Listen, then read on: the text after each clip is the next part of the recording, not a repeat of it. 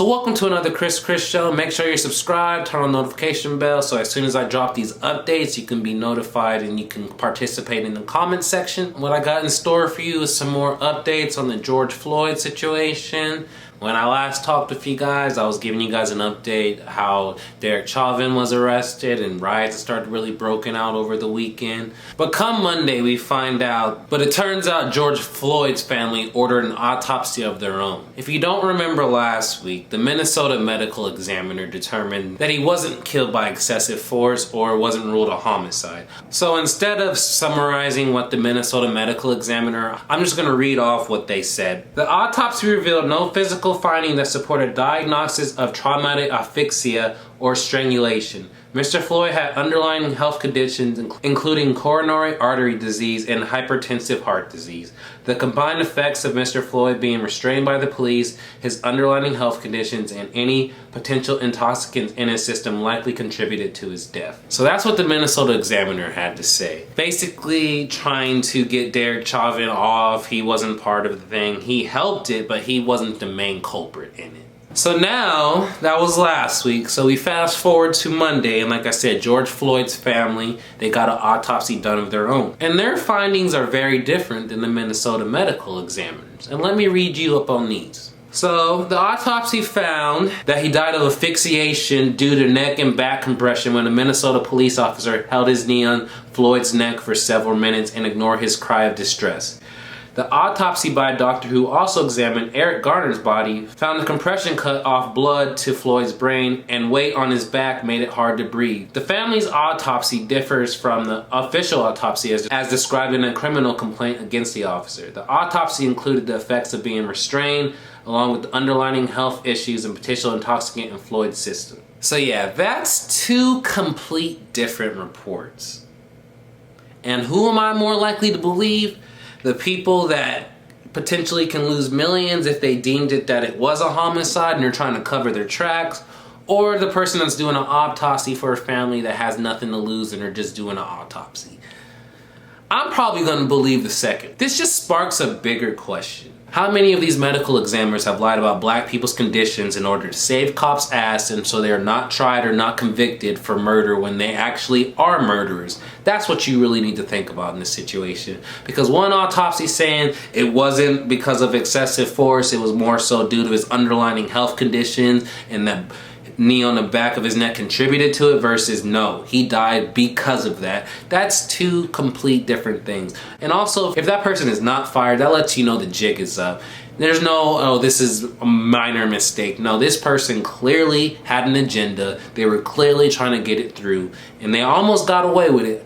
Thankfully, George Floyd's family went and got an autopsy done by other people because they probably felt like that's some bullshit. It definitely was some bullshit. You can't look at that video and see someone has a knee on your neck for over 8 minutes and don't think that's the main reason that person died. I don't underlining health conditions as is. So like I said, we'll see if the Minnesota medical examiner will be fired. We'll see what they do about this new report. But I just wanted to report to you guys that that autopsy they released last week is very not true. So it turns out that the medical examiner, despite the findings of the fentanyl and then, you know, he potentially died of a heart attack, it was definitely ruled a homicide.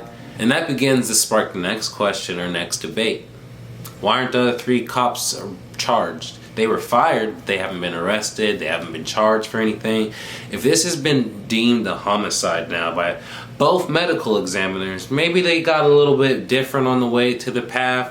And I still don't feel right about that and how they can find little bit things that are different. Floyd's medical examiner just said that his asphyxiation was, we have one medical examiner saying it's asphyxiation with sustained pressure, and then we have another saying it was a heart condition, and you have fentanyl in his system. So I still don't like how it's so different. And we can talk about that in the comment section. Do you really trust these autopsies if they're that different? Yes, we ended up coming to a conclusion of a homicide this time, but in many other instances, if it's this much of a disparity, Do we need to start having multiple autopsies, or like one from them and then one from a different venue person, and that's how it is, or something? Because yeah, it doesn't sit right with me. And also, like I said about the other cops not being arrested or prosecuted, I will update if they do. I will believe it when I see it. You know what I mean? And this is gonna have to go to trial. We're gonna have another Trayvon Martin type of thing, and we're gonna have to wait all this stuff just to maybe be disappointed in the end. You know, but that's where we're tired of stuff like that. Like, these people should already be arrested. They should be, you know, waiting to be convicted, and things would maybe be different, and we wouldn't be protesting how we have been as of now with everything that's going on.